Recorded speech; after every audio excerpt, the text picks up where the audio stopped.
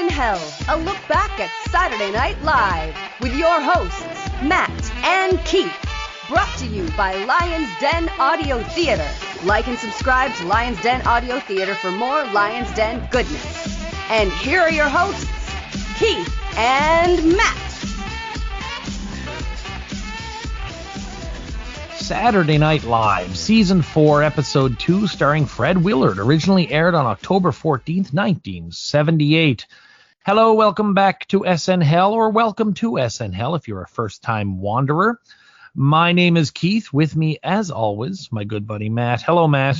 Hello, evening. How are you today? Feeling good. Always like hearing that theme song play. Hear Christine's voice, and before we come on, I play it really loud on my Bluetooth speaker and be like, "Okay, I'm on," and then I jump in. Pump us up.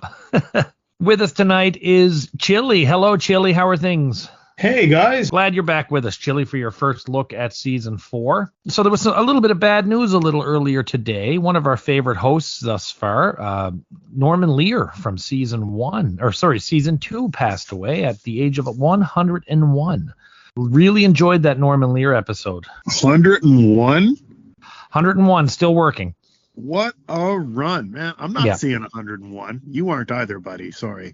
But neither of us. Never stopped, really. He was involved with certainly All in the Family, the Jeffersons, Good Times, Maude. For us South Park fans, he contributed the Talking Taco. He was a consultant for a couple of episodes there. Thought he did a fantastic job as a host, and sad to hear he passed, but certainly a long, productive, and very influential life. Yeah, hell of a lot of too soon.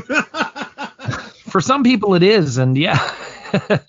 He still had a bit in the tank, I think. Yeah, what a great roster of shows, though. Like, just incredible class. I could put on any one of those shows and watch them for 2.5 hours straight and just be fine. Yeah, revolutionized television. Our musical guest tonight is Devo, and we'll talk about Devo when we get there. Just briefly, are either of you guys Devo fans?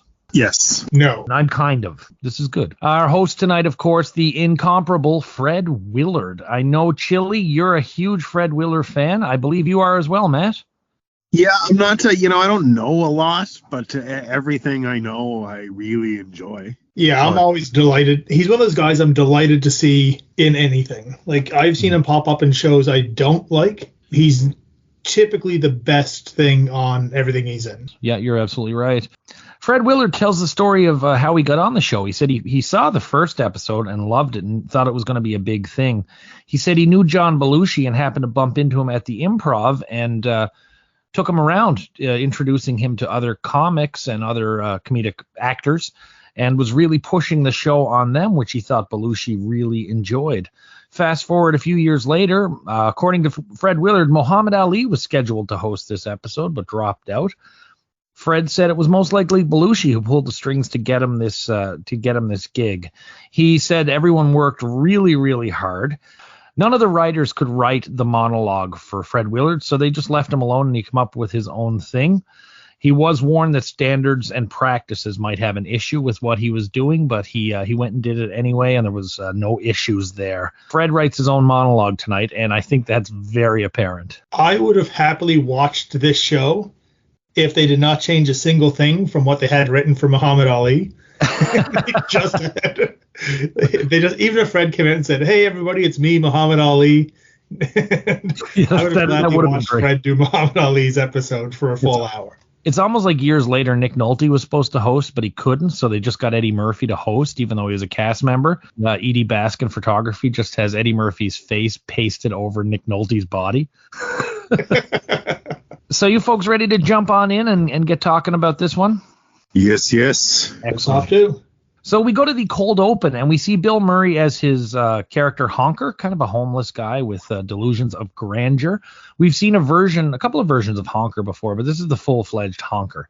So he enters in the audience and sits in a vacant seat, which is next to costume designer Karen Roston. And he has actually a bottle of booze in the pocket of his trench coat.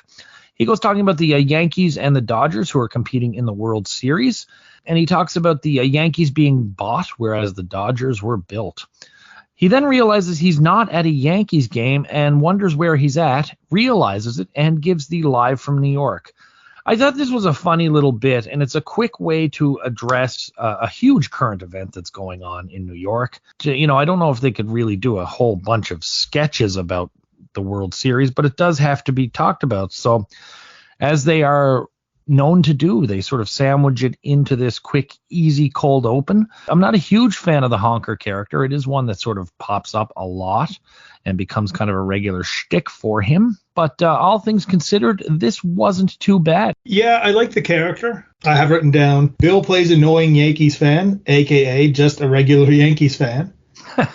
Very realistic. I think I know about 50 or 60 people exactly like this. I really enjoyed it. I'm not familiar with this character. I didn't know it was a character or that it's going to be.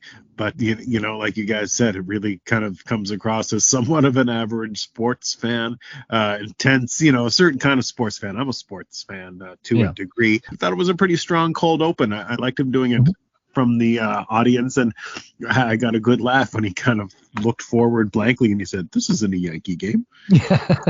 And when people do their sort of stereotypical Bill Murray impression, like Dave Coulier, it is this character. It's not so much Bill Murray as it is this.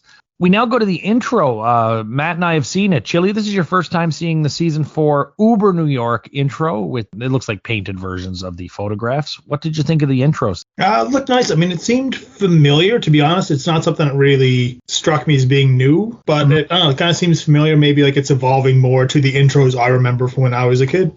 Yeah, it is. Yeah, for sure. We're now off to the monologue, and I noticed right away that home base is more bigger and more cavernous than it was on the last episode. It's not a huge staircase, but there is a staircase there, and a lot of the clutter that I liked from episode 1 is not there. Fred Willard is dressed as Elvis, and the band plays a variation of CC Rider as Willard takes the mic. He starts singing One Night With You. Audience adores it. Willard reveals that it is him, not actually Elvis. And he was inspired by a Las Vegas act that he saw that was a Elvis tribute act. And he expects this man to do quite well. He seems to be unaware of Elvis's existence. He asks the audience in a very Fred Willard way, where else can you be on a show that is broadcast from New York to LA? Try that in one of those communist countries. He admits to being as stupid as the character of Jerry Hubbard, does a bit about arrivals and departures at the airport, and then does a bit talking about the sort of the old school Italian crotch insult, like, where's my water? I got your water right here, as he grabs onto his crotch. He tells some jokes that priests would like, and refers to a priest doing the crotch joke. This is a really good Fred Willard role. Like I said, you have to listen. This is certainly not the best I've ever heard him, but it was a fun monologue, and it's certainly quintessential Fred Willard here. Yeah, when he first came out and did the Elvis impersonation, I'll be honest with you, I was like, oh no, like it's been done, especially around that time, a show that's so closely associated with Andy Kaufman. I was like, this is a bad move. And then once it was over, he went right into Fred Willard mode. I just love the concept of he doesn't know who Elvis is, but he's doing an impersonation of an Elvis impersonator. And yeah, you hit the nail on the head. Like it's not the funniest I've seen his, I guess say, shtick, but it is pretty quintessential Fred Willard. I loved it. One of my favorite monologues in a while. This will probably be something that we might discuss more at the end when we talk about him as a host, but I sometimes wonder how many people don't realize how much of a bit he's doing. Even like the jokes he was doing about, I got it right here. Like he wasn't delivering that, I guess we'll say, at his best. Like he delivers so much stuff as a bad performer.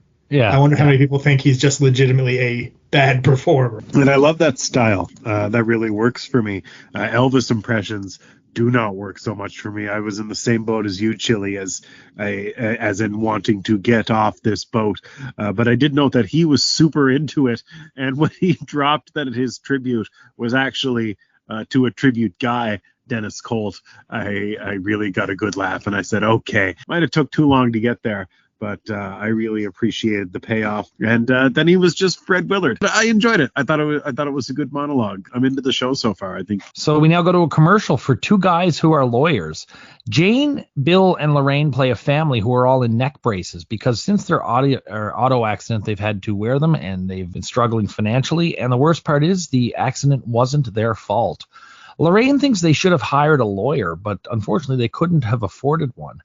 Dan and later Fred appear in front of a green screen, and they are two sleazy lawyers from the firm of two guys who are lawyers, and this is a cut-rate firm in a mini-mall.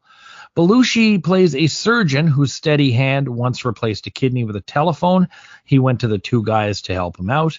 Garrett plays James Meredith, who used the two guys to get himself into Ole Miss, and to demonstrate that they stand by their clients.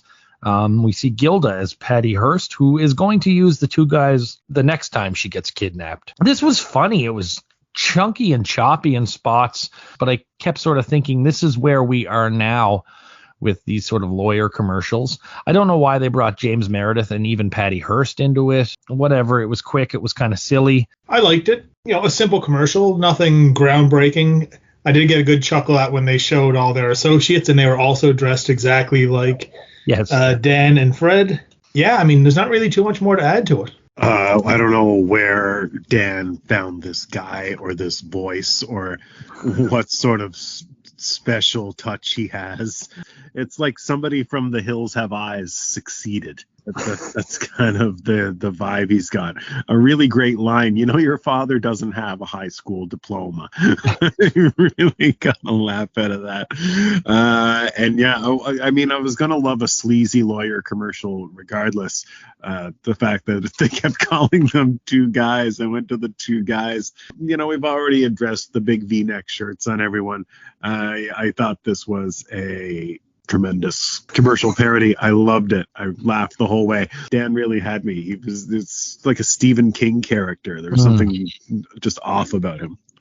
Vocally, I sort of thought it was Dan doing his impression of Paul Schaefer's impression of Don Kirshner, if you remember. Oh, yeah, I can hear that. Yeah. We are now off to Stuntman. So Bill, Gilda, Dan, and Garrett are actors shooting a mob movie where they're on a fire escape of a building.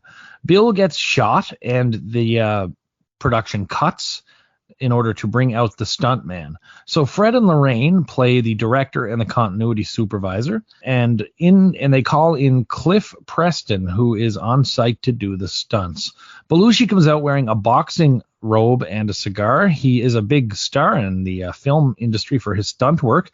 Everyone is sort of sucking up to him because he's such a big star. They mention they love the scene where the silo fell on him in Hooper.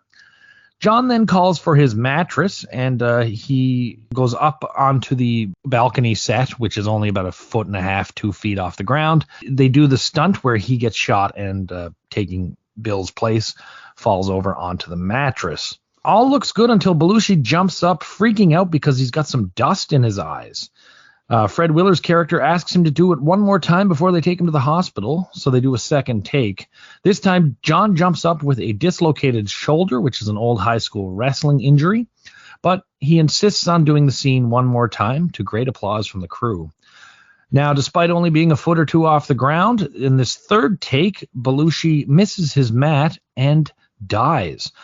Fred Willard's character asks for a moment of silence, but because they only have 2 hours of sunlight left, they say they're going to change the corpse's costume for another scene where someone is thrown off the top of the building.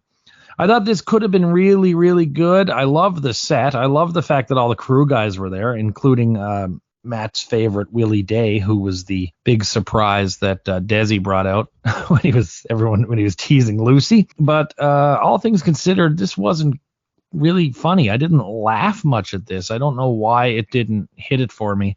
Yeah, this is the first misfire of the night, I think, for me. There just wasn't much to it. It was a Belushi heavy sketch. I'm beating a dead horse a little bit here. I'm not the biggest Belushi guy. I didn't get what the character was really supposed to be. I'm tired of sketches starting with Belushi walking in with shades, doing something like cool, I guess, and then going into a character. I don't know. I just don't get it. It felt like it was kind of a bad use of, like you said, a good set and other people who were ready to give good performances. Yeah, all together now.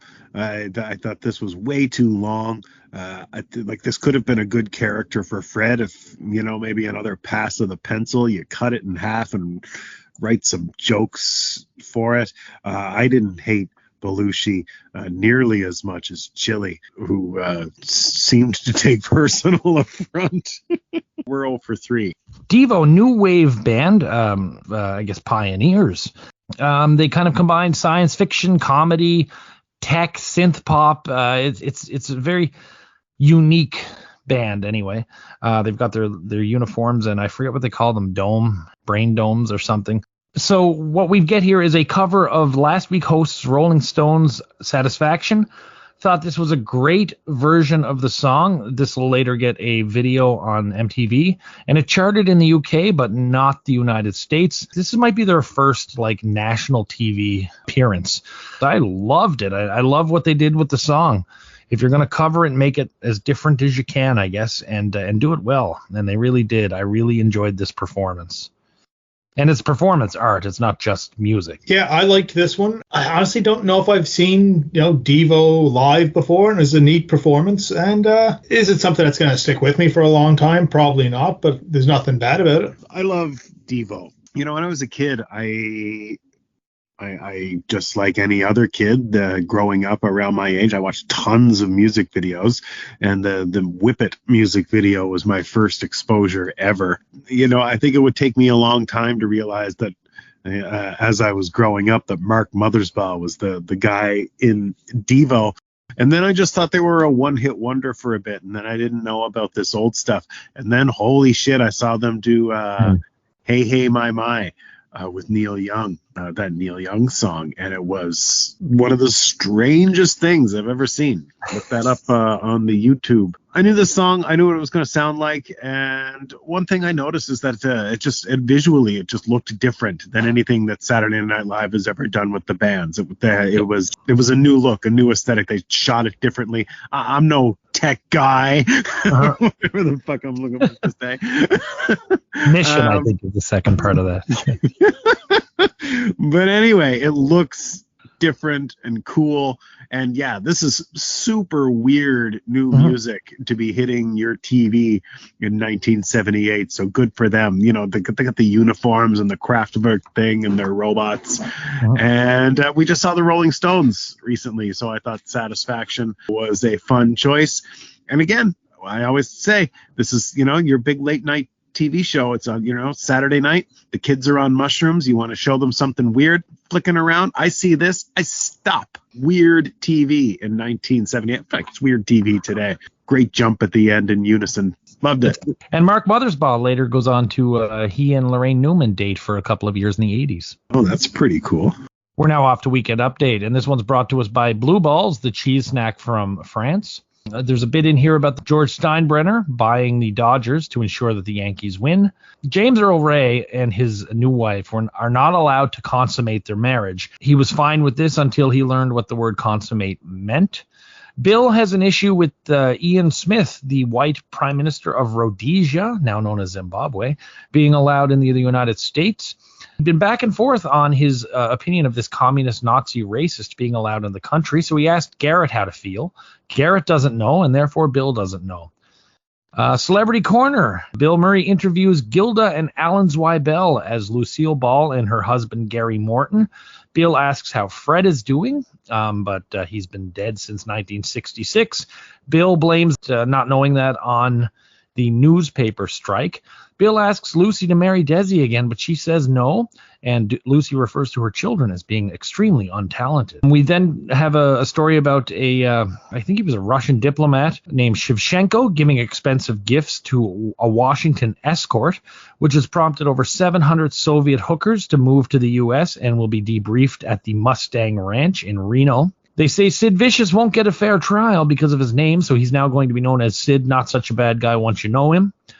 And then Jane brings in Dan Aykroyd, who has been promoted to station manager for a new segment called Strictly Speaking.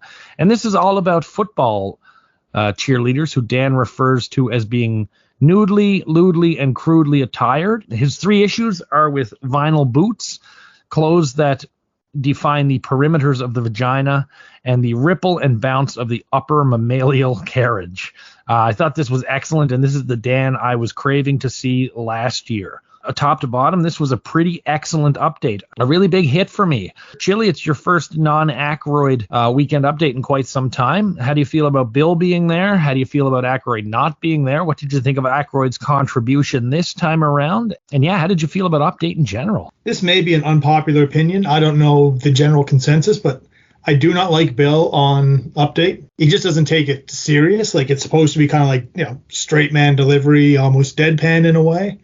I just find he's not a good fit for as good a performer as he is. I've never liked him on update. On the other hand, I loved Dan's part. It kind of made me wish Dan was the, co-lead anchor again. Weird to hear him talking about thigh gap in the 70s when first time I've heard that term was probably in the last 10 years. I don't know if it's just something I missed for the first 30 years of my life. They seemed particularly harsh to Lucille Ball during Celebrity Corner. Man, she was catching some live rounds. Dude, don't you dare, sir, wish Dan Aykroyd back on this broadcast on a weekly basis as co-anchor. Oh my goodness, we've only just escaped. It was obviously so much more comfortable. Aside from the fact that Jane can carry this anyway, I think Bill's still doing a character. So he really needs to drop that character, but you can't be doing that guy. It doesn't fit, and it's weird, and it turns out rambly, and it's just not at all like anything you would ever see on the news. So it takes you completely out of the segment, out of the moment, because it's just kind of annoying and reality shattering. Saying I go to my source, I say, hey Garrett, that was a tremendous line. Terrible Lucy segment. Did like Dan, and the crowd was loving the titty references. They really picked up for that, didn't they? Yeah, titties are over. Even in the 70s. The me decade, yeah. We're now off to 5 a.m. So a phone rings and it wakes Lorraine up. It's 5 a.m. and someone is calling looking for David, who no longer lives there. This turns out to be a female friend of David's who's trying to get David's number from Lorraine, who is David's ex. She then turns the lights on, and Fred Willard is there asleep in the bed. Lorraine tells Fred that she and David lived together for 2 years, and things went bad because of they had conflicting careers. She worked, and he didn't. Fred then says that the night was special, though he forgets Lorraine's name. Lorraine lights a super long, 200 cigarette, which I thought I got a kick out of. The phone rings again, and it's David. At first, he's pissed off at Lorraine because he gave this girl his new number, but the conversation gets lighter and more friendly. Fred keeps offering to leave and let Lorraine talk to David. Lorraine says she's only been going out with creeps, and she invites David over. Fred then decides he has to leave because this David is coming back. On the way out, Fred reveals that he was just a pizza delivery guy who forgot to charge Lorraine for the pizza. So he decides to make it complimentary and tells her that his number is on the box. I thought this was a very funny and very understated piece. Both Fred and Lorraine were hilarious. It's a bit of an early look at this sort of cringe, awkward humor that is going to be all over the place in a few years' time. Yeah, this is one that's grown on me. Like you said, understated might be the word for it, but it makes me enjoy it almost a couple hours after watching it, more than I enjoyed watching it at the time. Some of the jokes stuck with me. Him being a pizza man at the end was a nice little twist. Well performed. The line about if only been dating creeps made me laugh. I thought this was pretty good. This sketch was a real roller coaster for me. You know what? I'm adding it. I'm official. And you know what, Keith? I almost want to start keeping track of these. I'm adding it to the list of sketches that I wasn't really finding ha-ha funny, but I was actually really involved in.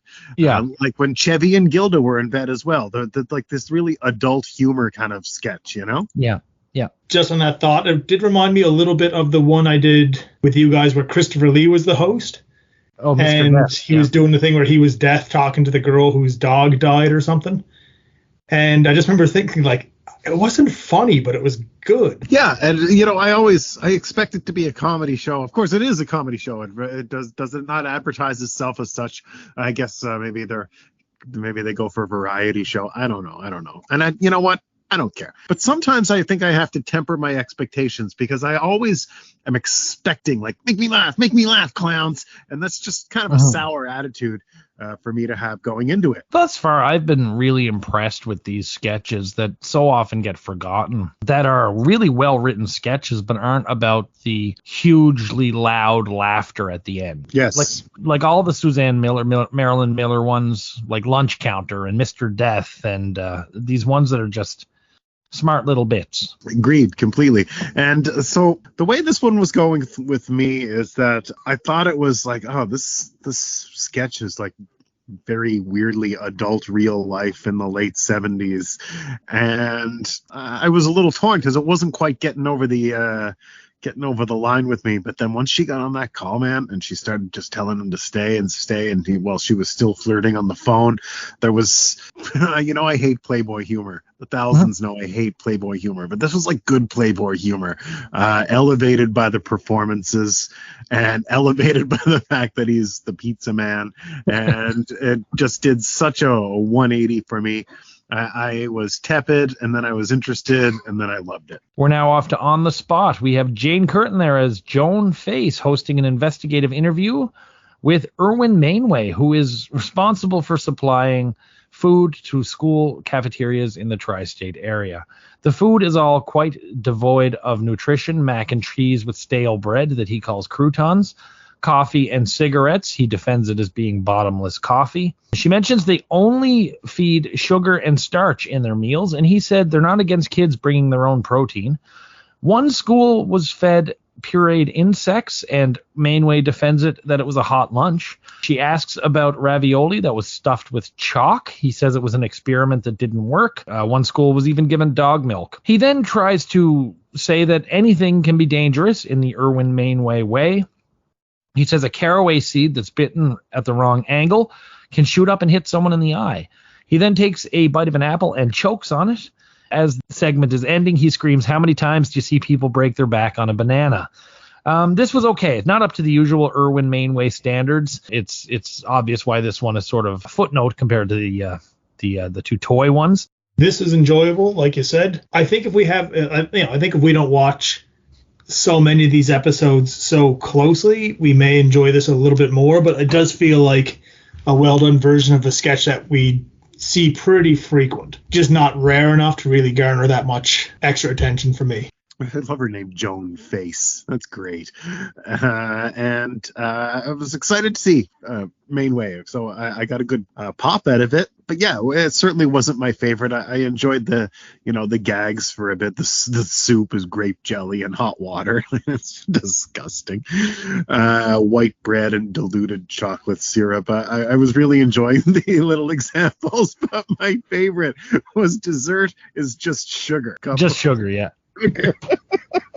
Oh shit, the kids love it. You see them bounding out of the cafeteria. The breakdown, $3 a kid, he's spending 18 cents a kid. That's good money. I really found the writing actually pretty sharp. I didn't find it as ha-ha funny, but I really found that the gags were really there. Ravioli stuffed with chalk, hot lunch of pureed insects. But it was a hot lunch though. It was, yeah. And so I really thought, I don't know what it was about it that wasn't, maybe it was just the familiarity of it, or maybe Dan was slightly more subdued, but I don't think it was the writing. I thought this was pretty clever. I don't know what it was. It didn't work as well for me. I did laugh audibly at ravioli stuffed with chalk, which was weird because it's not even the funniest. Even looking at it now, that's not the funniest bit, but that's the one that got me. In the bottomless coffee. Now we go to Mr. Bill Goes to New York. Mr. Bill is back. He's got a little flag. Mr. Hands gives him a New York English dictionary. So Mr. Bill goes to a Subway and he sees Mr. Sluggo in there. He gets his hand squashed in the door. Spot joins them, but New York has a leash, gutter, and clean up after your dog. They do it, and poor Spot gets run over and is then picked up by a pooper scooper.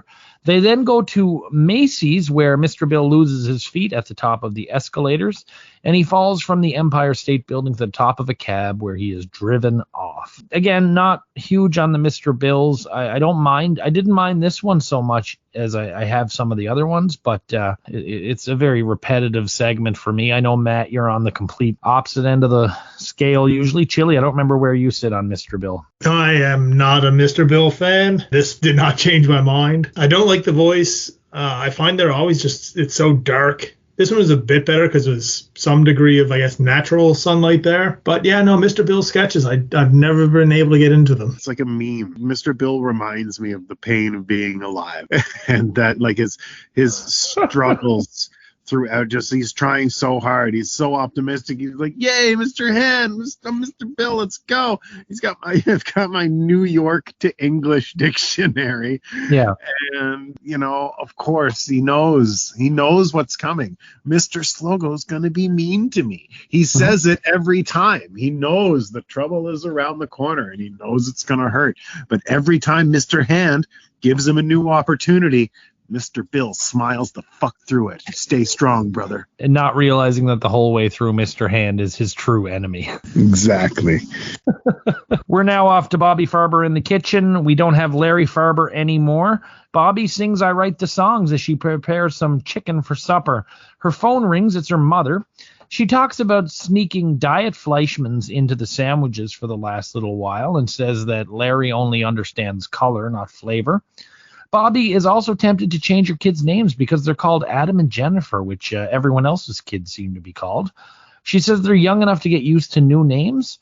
She mentions her therapist, but Bobbi swears that neither of her parents ever comes up. From now on, Adam, her son, will be known as Sylvester.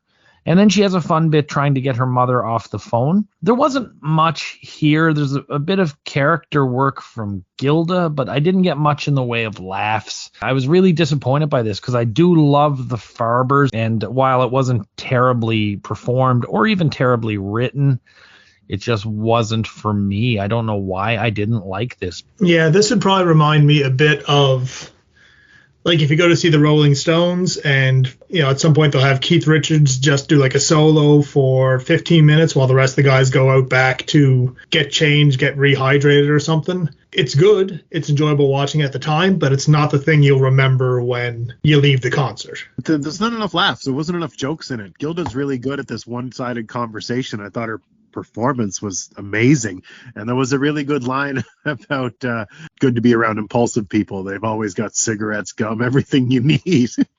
I thought that was really funny. And the Diet Fleischmann's thing, so there was some good little bits in it, but too long and not really any jokes. It was just relying on her performance, which was great. I needed a little more. We are now off to Crossroads. It's the end of the broadcast day. Fred Willard plays a minister who says he's depressed as hell. He talks about the days before Abraham when people believed there were different gods for different occasions. For example, Ra, the sun god, Aretha, the goddess of soul, and Herpes, the messenger of the skin god. And he takes us and tells the story of Moab, who was looking for something more. Belushi plays Moab, and he's talking to his wife, who is on her way to church. He says he's not going to go to church, but he's going to stay home to clean the ram. He isn't sure which of the many gods is the most powerful. He once prayed to an ant that got eaten by a beetle, so he prayed to the beetle that got eaten by a sparrow, and the sparrow was now eaten by their son Shlomo, played by Bill. Bill and Gilda go off to church.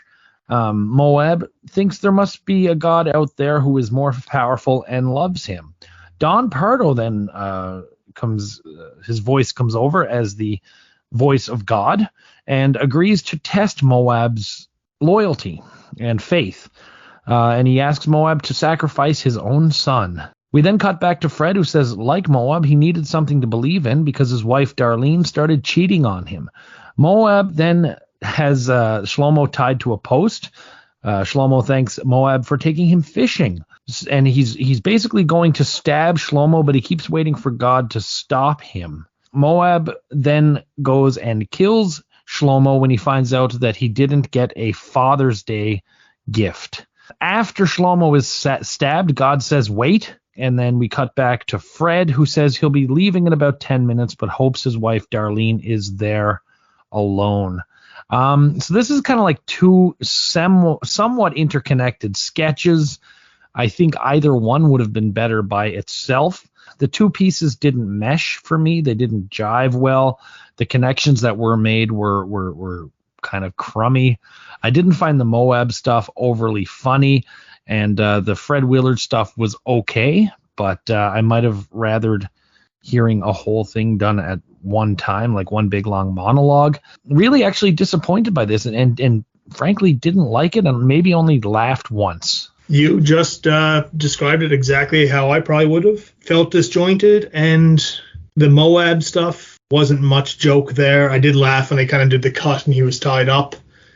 And the Fred stuff I felt like was kind of half-baked, not the best use of their guest host there, I don't think. Yeah, this is terrible. Terrible. I didn't like it at all. Struggling to pay attention to this. My attention span was just shot by the end of it.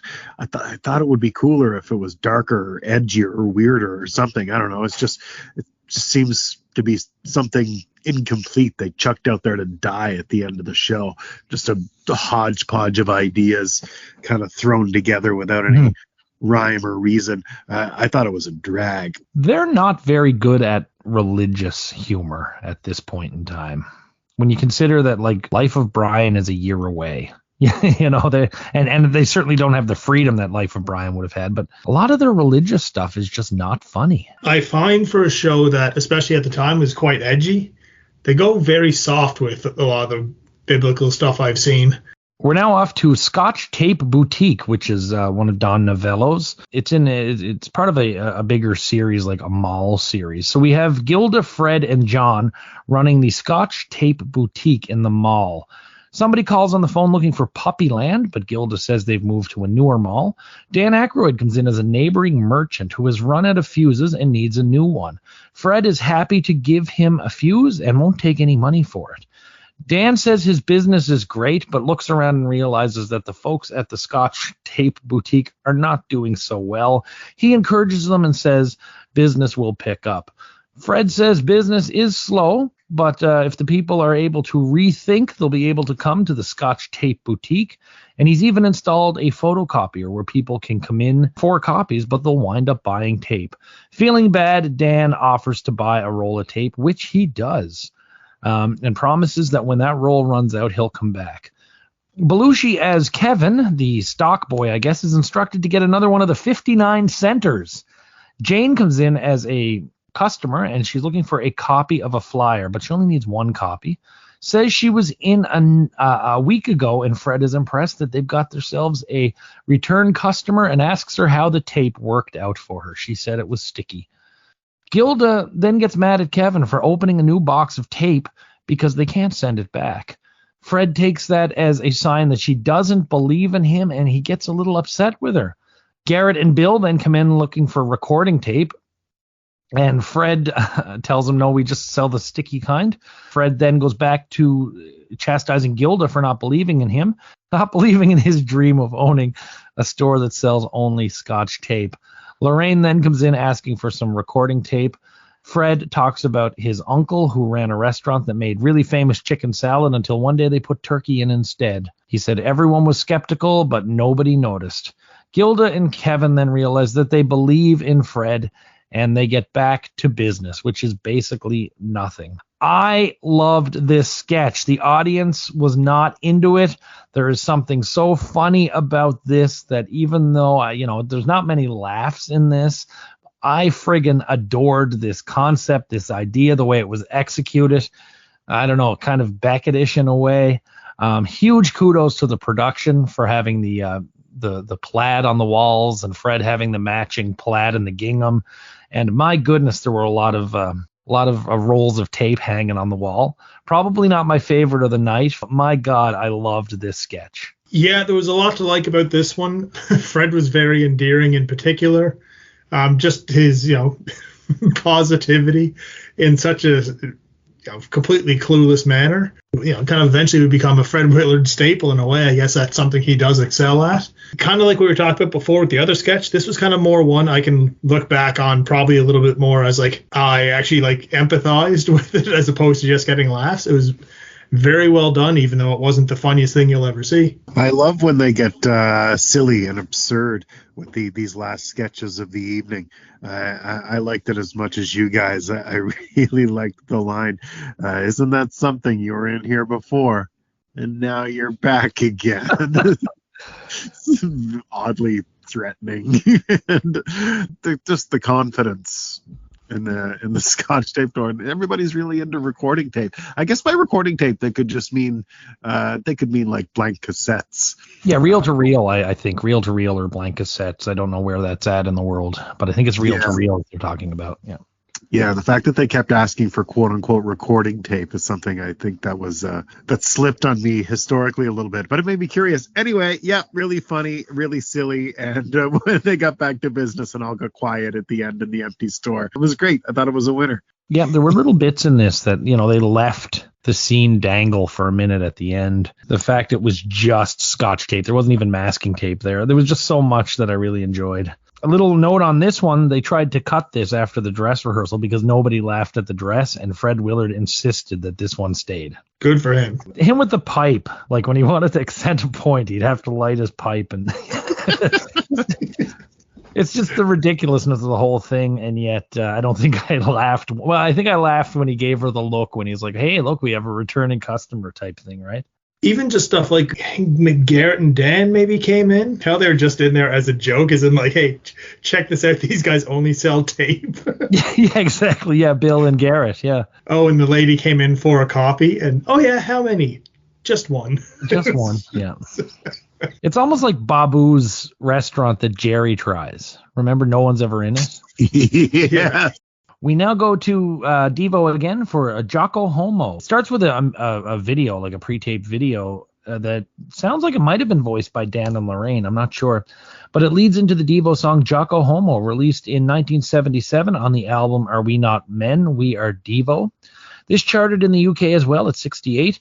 They begin the performance in their yellow suits and then change on stage into black shirts and black shorts with orange elbow pads and knee pads. I really love this performance. I think I might have preferred what they did with the previous song, but thought this was great as well. I thought the going from the pre-tape into the live performance was a cool concept. I did kind of feel like it may have like robbed us from one quote-unquote real sketch. I did not like the song very much, but I did enjoy what they were doing while they were doing it. I would give the first song the thumbs up more so than this one that they did, but I could definitely see why it would be up some people's tree. Yeah, it's up my tree. Boogie Boy, I love Boogie Boy. I appreciated Devo getting weird screen time. This was really Saturday Night Live kind of unveiling them to the world right now. They're not this big hit band right now, but this is what I want out of my hot late night TV show. I've been asking for it forever, and they're finally giving it to me. So damn it, I'm going to appreciate it. This weird chaos, this perfect late night television. I love them stripping out the de-evolution of the band here right in front of us. The whole thing was punk as fuck. It was one of the best musical performances of the season that I've seen so far. I loved it. I think this song is better than the Satisfaction. The Satisfaction one, it's almost like it's so monotonous and krautrocky and it's fun, and it's a fun little spoof. But I don't know. This one I thought has energy, and it has a punch at the end. And yeah, this worked for me on all fronts. So we're off to the good nights. Fred says good night and thank you. Devo are there in character. Dan leaves immediately, and everyone else is just kind of hanging around. They're really enjoying, I noticed, the cast seeing Devo there in character, still doing their thing as the show closes. So let's rating the host. Fred Willard was good. I expected excellent, but he was, he was good, very good. I don't know what it is. A lot of the stuff we see of Fred Willard in movies, especially the guest movies, he basically talks until they cut him. And he can't do that with the tight times and such that he has. His monologue was good, and he was good in everything he was in, but in a lot of cases, the material might not have been there for him. I thought he was really integrated with the cast.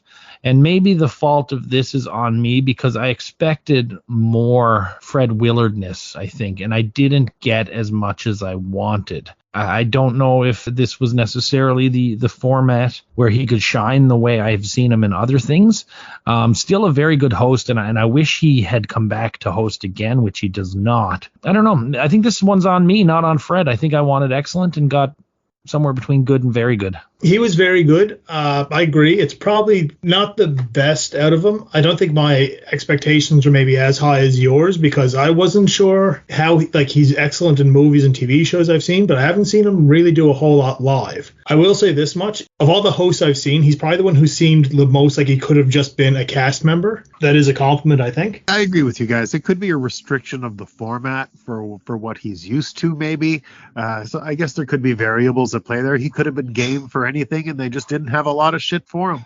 It's one of the more interesting things, never quite knowing what we'll see out the back door there. It was fine. He was capable at what he did, but sometimes the sketches just suck. Music. Thought the music was great. I knew Devo from Whip It and then some other things I've heard later, but I never took much of a deeper dive into a few things that I come across every now and then. All I'm going to say is that if it's 1978 and I'm not into disco or funk and I'm tired of hearing the easy listening stuff, I am 100% sure that after this performance, Devo is where I would have gone. I really enjoyed this. It was great. I didn't enjoy it as much as you guys, but I do definitely see Devo being a band that I could get into more. Last couple of years I've gotten into the Talking Heads, and years ago I would not have thought twice about it. So maybe I just need to come across the right Devo song and I'll be hooked. But for the time being, I think this is better than average for an SNL musical guest, but not my favorite. I thought it was great. It's a good chance to take on a hot, young, new, weird band. And I mean, this band, don't get me wrong, they've got a lot of star power that are publicly kind of into them, like Neil Young and Iggy Pop and David Bowie. And, when these guys are all like, oh, we're really into Devo, of course, people are going to be like, okay, let's get them on their big network TV show. So it helps to have support in the right places, and they sure did. But they sure took advantage of it. Thought it was inventive and fun, and just a great thing to see on late night TV. So what was the worst sketch of the night, fellers? Several of the bits. I think one thing I'd say is a bit of a theme for tonight is that a lot of the sketches, even if well performed, didn't really have a great ending. So there were a few contenders for this one. I would probably have to say the Fred as Priest / Moab sketch might be my least favorite, mainly because it took up a good amount of time, and it's something that, like you mentioned, if each part of the sketch was done separate, they may have been two good sketches. So, yeah, it had the most potential and fell the hardest. That's another vote. Same for me. I thought this was a disjointed mess that it just was an unedited hodgepodge of bullshit. I didn't laugh. It was an endurance of my patience and attention. The sketch is called Crossroads, and it was also my pick for worst. I will say I changed my mind as we were talking about the sketches. It had been the Bobbi Farber one out of disappointment. But in this case, just not liking beats disappointment. Another sweep on the bad side of the tracks for Crossroads here. We had that last week for Danger Probe as well. Maybe we're meeting each other in the middle a bit more this year. What was your choice for best sketch? There were, just as many really good sketches as pretty bad ones. While I enjoyed the monologue, I think I probably preferred it more than the average person would. I'm probably going to give my favorite one to the Tape Store. Wasn't overly funny, but it was just a well-done sketch and the type of oddness that, is right up my alley. I'd rather this over something that's more slapstick. So, yeah, this one, it's grown on me. Oh, it's tough. Because there was a couple of good ones. And like I said, I really liked the writing tonight. I liked it in the Mainway sketch, even though I didn't get a lot of laughs. I liked it in the bed sketch, even though I didn't get a lot of big laughs out of it. He was the pizza man at the end, which I thought was a really good gag. I didn't see that coming. And that sketch really turned me around in that second half. But it's not something I'll really remember. Two guys that are lawyers. Matt, it's funny. We must have some sort of osmosis here because I was stuck in the conundrum where there's a sketch that I actually enjoyed the most versus the sketch that I'm going to remember the most. And those two are 5 a.m. and Scotch Tape. I don't think I will forget Scotch Tape anytime soon, but I do think 5 a.m. is just going to sort of sit in the brain as, oh, yeah, that was a good sketch. But it is, to me, the better of the two sketches. As much as I enjoyed the Scotch Tape, I'm glad Chili picked it. We'll revisit it again sometime. But I went with the 5 a.m., which is the two in the bed. I thought they were just too strong, performances there. So yeah, it was tough, but 5 a.m. is my pick as well. I've just been thinking about it again, and I'm not going to change my answer. And every once in a while, I see something where I get that feeling, or I say to myself, "Wow, that's so 70s." Mm-hmm. This seemed like straight out of the late 1970s, and I don't know if it's just because I'm the age that I am, and this would have seemed like hyper adult television to me at the time. She just banged this dude, and now she's on the phone getting this other dude on the way over. Like, yeah, the me decade. You're fucking right. She bagged the pizza man. Now let's get the boyfriend over, and he's kind of like, well, maybe we'll do this again sometime. He's being Fred Willard. He's playing Fred Willard as a pizza man who just had sex with this Lorraine Newman vamp. And no, I don't want to change my vote, do I? It's up to you, buddy. I'm changing it. He's changing it. All right. So it's changed. I'm sitting here, I'm thinking about it, and you know what? There was Dan playing this person of different abilities as a lawyer in this sketch was really funny, and it got a good laugh out of me. But you know what? That bed sketch, that's a keeper. That's a mental keeper. Fellas, who was your star of the night? I am still giving my star, even though it wasn't the best use of him, and maybe this is a bit of favoritism on my part, but who cares? How often do I get a chance to have Fred Willard host SNL? I'm giving star of the night to Fred. I really enjoyed the monologue. While I don't think he was used to his best the whole night, the two big ones that struck home and were home runs for me were the 5 a.m. one and the tape store sketch. And he was a key feature in both of them. So Fred gets my vote. Well done. Dan Aykroyd. Need I go on about how brilliant I thought he was as one of the two guys. I also thought he had a renewed presence and value on Weekend Update after sitting around watching him miserable and being miserable watching him for an entire season.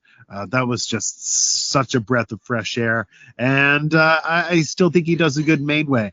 And I don't know if he has a hand in writing those sketches. I know he writes on the show, but fuck, whoever wrote that sketch was on it. I'm also at Dan. Same reasons. We had a great, that Strictly Speaking at the end of Update was good. We got to see a pretty good main way. Two guys who are lawyers was good. But yeah, and his sympathetic next door neighbor merchant in Scotch tape worked for me as well. So yeah, there was a lot of good there from Dan. Lorraine had a good night tonight, but just more limited in quantity than Dan.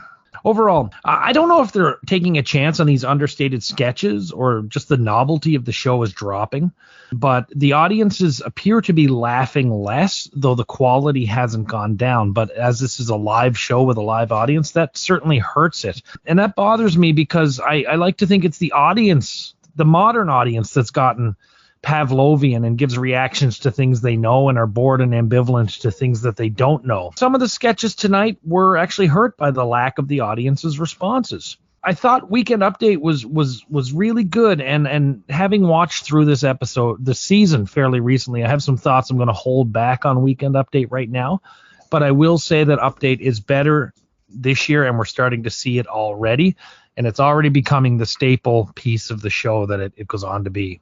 So sketch-wise, we get a weaker Mainway and a weaker Bobbi Farber, two characters I really like. We get a few undercooked sketches, a few sketches that were underappreciated, and I thought the energy of the show was brought down because of all of this. We don't have the madcapness that we had in the first couple of seasons. It seems like the cast has aged about 10 or 15 years based on their performance tonight. Devo, strange but great. Scoring this is a bit tough because I thought Willard did a pretty good job. So I'm just going to go a little under average on this one and go with a 5 out of 10. Yeah, I'm a bit torn on this one too. There's some things I really liked. Like I said, monologue, tape sketch, the 5 a.m. one. But there was some not so great things that took up a lot of time. The stuntman sketch, the religious sketch, and I wasn't as big a fan of Update as you were. While they were fine, I'm also not digging Devo as much as you guys were either. So the really good things were not enough to pull up the rest. So I'm giving this one a 6 out of 10. I was really excited for this episode going in, finding Fred Willard super funny and knowing I like Devo. So I think overall I was a little let down by what was presented to me, but I had perhaps unreasonably high expectations. I really liked the cold open, but the monologue was pretty good.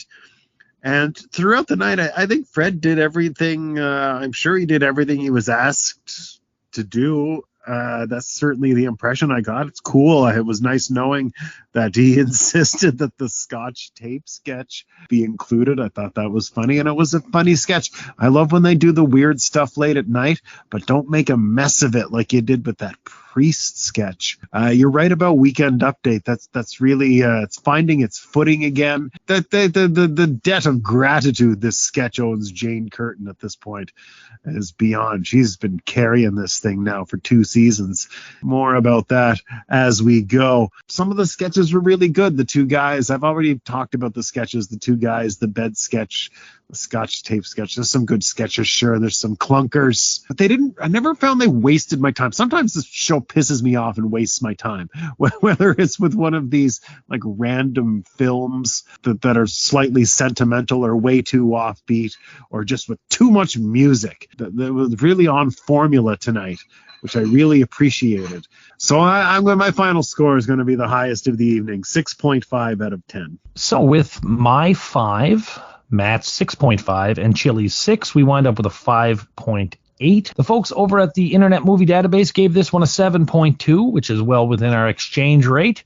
Nothing too strange there. For the year, this one was picked 11th out of 20, which we'll see if that makes sense a little bit later. Yeah, but I think we're all in agreement that it was a bit of a disappointment, but it was ourselves that maybe thought this was going to be better than it was, right? I don't know how big a star Fred Willard would have even been at the time, which, especially considering he was kind of a late replacement from the sounds of things for Muhammad Ali. Was it Muhammad Ali? Yeah. I think maybe we expected a bit too much. Well, Chili, thank you very much for joining us for your first episode of season 4. You're back again in a couple of weeks with us. No problem at all. So, Matt, do you know who our musical guest and host are next week? They didn't mention it in the credits. It's Frank Zappa. It's that one. That one. The one when you asked me to do this, I was like, oh, cool, we'll get to talk about that one. Yeah, it's that one. So Matt and I will be back in about a week with Frank Zappa as both host and musical guest. But until then, we'll be thanking Norman Lear as we try to find some recording tape here in SNHell.